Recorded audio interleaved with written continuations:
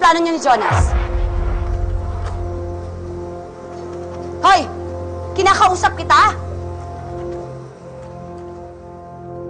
Hindi ka talaga sasagot? Alam mo, wala akong pakialam sa'yo, wala akong pakialam sa issue niyo ni Jonas.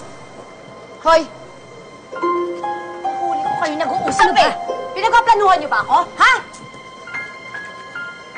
Ano ba kinakausap kita eh? Ano ba? Tigilan mo ko! Pwede bang wag mo akong iniinis ngayon? Baka sa'yo kung mabali yung galit ko.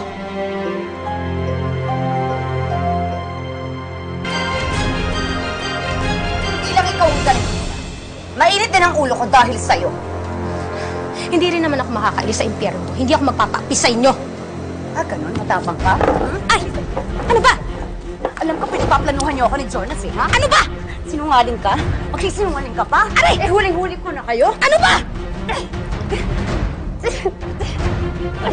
Sige. Ano? Halika dito! Halika dito! Halika dito! Ilang beses na kitang pinagpapasensyahan, ha? Inis na ako sa'yo! Matuto kang lumugar, ha? Huwag mo akong iinisin! Matuto ka ng kinakti mo! Ha? Itangan mo ako! Baka... Kaya! Walang iya ka! Dahil gusto mo yan! Ano ba? Ano ba? Huwa ka talaga! Ano ba? Gusto mo yan! Ano ba? Ano ba problema nyo, ha? Ha? Kayo! Papatayin kita! Papatayin kita! Pero bago mo, nakikita lang kita ng hininga! Itawan niyo ako! Sige, gawin mo! Isabel! Gawain mo naman talaga yun, diba? Ha? Nakakasuka na yung pagbumukha mo! Hayop to, no? Ha? Hayop ka!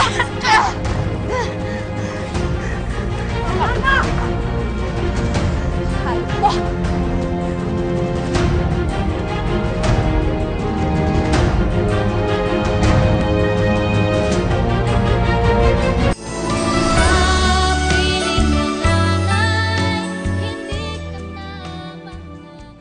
Hindi naman pala si John ang dapat na binabantayan ko eh, kundi ikaw. Hindi pa dumating to si Nakaka eh, di ikaw nang paglalamayan namin ngayon. Grabe ka. Langya talaga to si Scarlett, oh. Sen, dapat tayo magagawa dyan? Papatay na to kaibigan ko eh. Sabi sa akin, si Isabel daw nauna. Sino nagsabi? Si Nada? Si Rose? Sana naman walang kampihan eh. Ako naman po talaga may kasalanan. Ako ang nauna, kaya bahala na kayo. Gawin niyo na ang lahat ng gusto niyo gawin sa akin. Patayin niyo na ako, parusahan niyo na ako, wala na akong pakialam. Isabel, ano bang pinagsasabi mo? Lapit ka nang makalaya. Hindi naman ako makakalaya dito eh. Hindi ko na makikita yung mga mahal ko sa buhay. Hindi na ako mapapatawad ng anak ko. Kaya bahala na kayo, gawin niyo na kung anong gusto niyo sa akin. Wala na akong pakialam.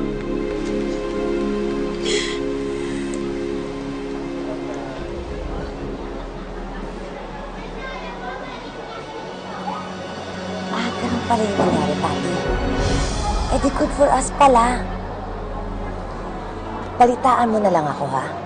Sige. Sabi, Kaya naman pala mainit ang ulo ni Isabel. Dahil nag-expect siya na makakalaya siya.